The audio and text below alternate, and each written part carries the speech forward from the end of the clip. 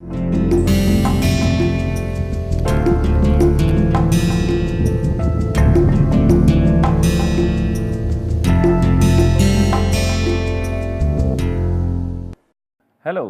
welcome to Introduction to Composites.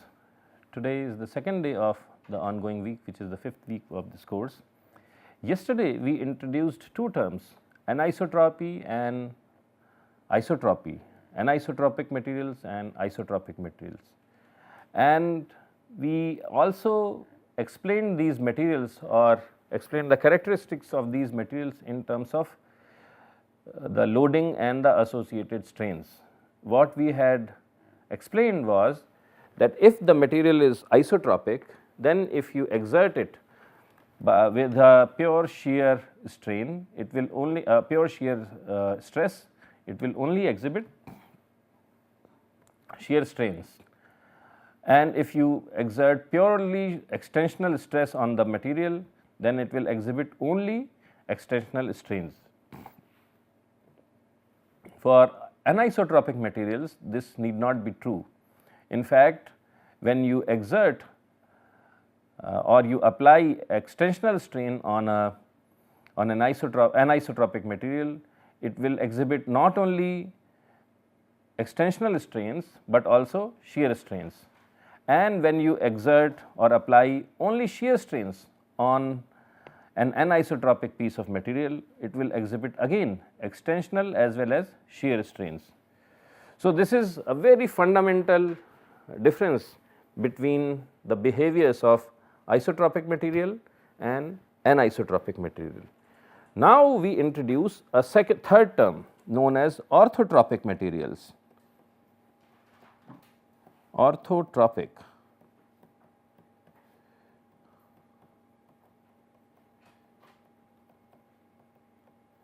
Orthotropic materials.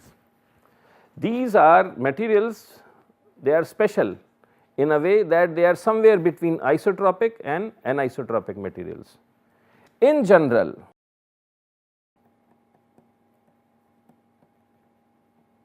if you apply extensional stress,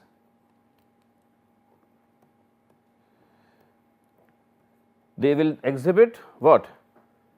Extensional plus shear strains, and if you apply shear stress,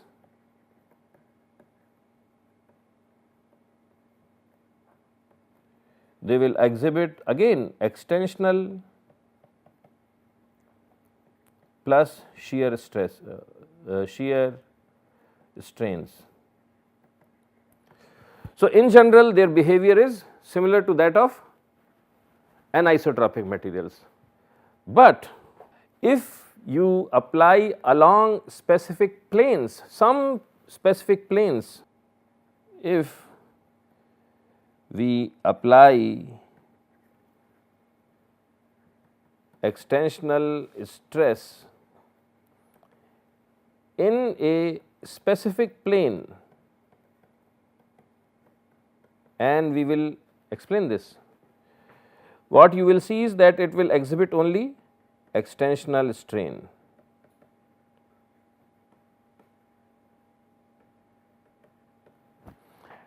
And if we apply external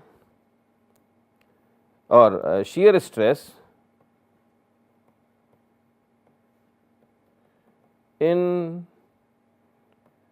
specific planes, then you get only shear strain, and here you get only extensional strain. So, generally they behave as anisotropic materials, but if the load happens to get applied in a specific plane, then you can keep on changing the orientation of the stress in that specific plane only. It will behave as a isotropic material. Let us understand this further. So, consider a piece of wood, and if you look at the structure of wood carefully,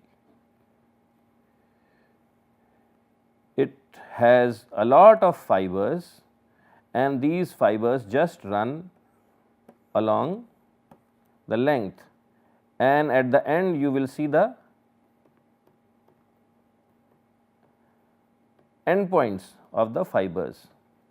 Okay.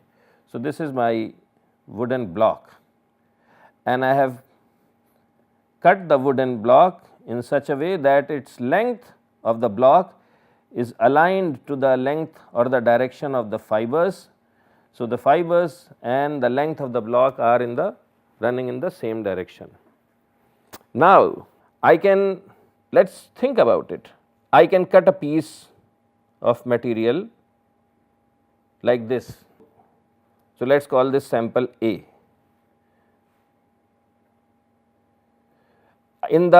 So, I am cutting a piece of material in such a way that the length of the sample lies in this plane, the cross section, okay. And then I can cut another material, sample B, okay. I can cut another material which is sample B. So, sample B also, so how does sample B look like? Sample B looks like this, right. So, this is sample A and this is sample B. And if you look in the other direction, so if it is a 3D sample, so the fibers are running like this, fibers are running, and I again see only end points of the material on the top face. No, I am sorry, this will also have fibers running like this, okay. Now, because I have cut the material in a very special way, if I pull it in this direction, both for sample A and sample B, remember the direction of the samples for A and B was different. See, this direction is oriented like this and here the direction is oriented like this, but in both the cases I made sure that the length of the sample lies in the plane of this end plane, right. And then if you test this material in tension sample A and sample B, you will find that their material properties are same, and you will also see that if you just pull it, it will only exhibit extensional strain. If you compress it, it will still exhibit only extensional strain. If you apply shear to it, only it will exhibit shear strain. So, this is one plane. I can also cut material like this, and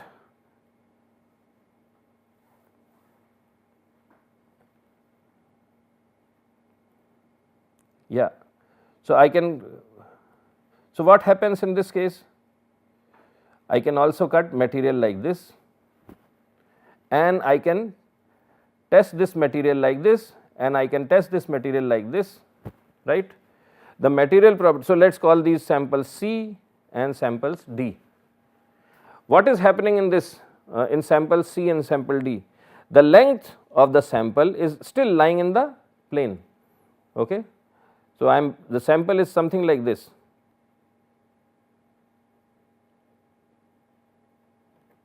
and same thing for this one. The length of the sample of sample C and sample D lies in the plane, is aligned in the plane. So, this line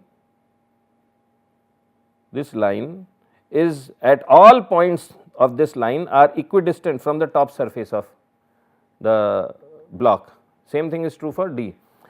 So, I am cutting the samples. So, again if you look at sample C and sample D, even though they are cut in different directions, their tensile properties will be the same. So, this is sample C and sample D, and then let us consider another one.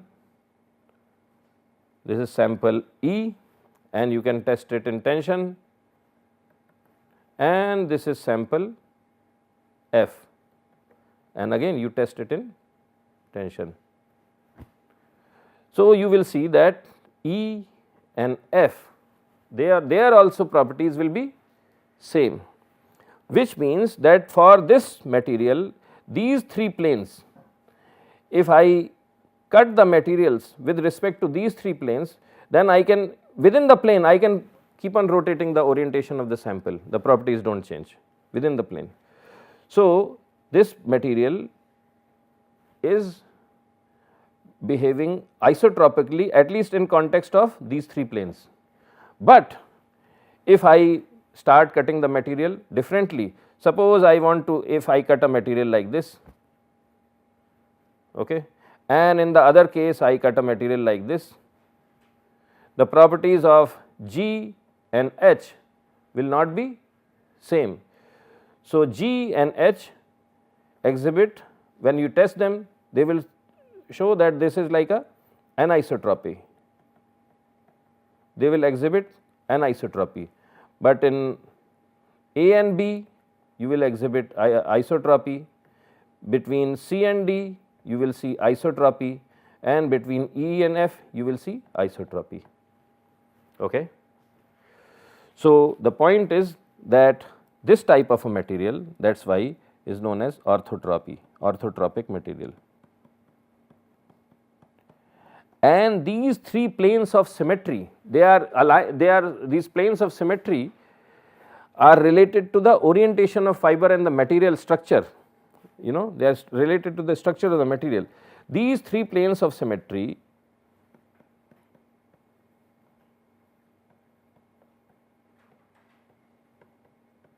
are known as material planes. They are known as material planes. And the normals to these planes, normals to material planes, they are known as material axes.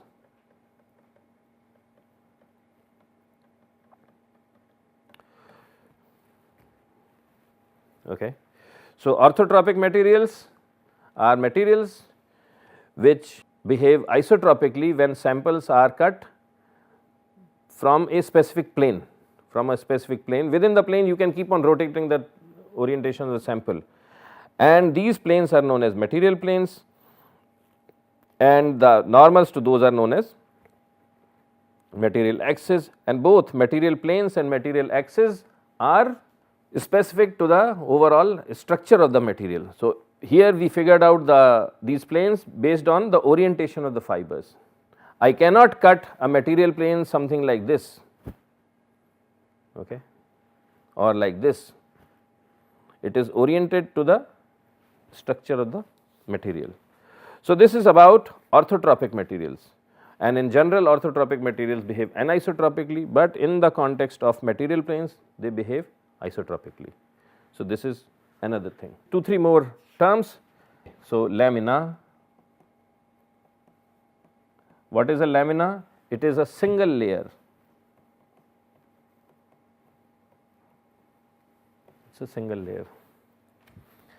Lamina is also known as, lot of times people call it a ply, or they call it a layer. So, if there is a single layer, it is called lamina. The plural of lamina is laminae, plural of lamina is laminae, and then you have a term called laminate. Laminate, what is it? It is a collection of several lamina, but they cannot be separately floating lamina, you know. It is a collection, that is why I said collection of several, all bonded together. So, laminate is also a singular noun, so is lamina. Okay. So, a laminate is still a single. So, you have a laminate which has several laminae. You have one laminate which may have several laminae all bonded together.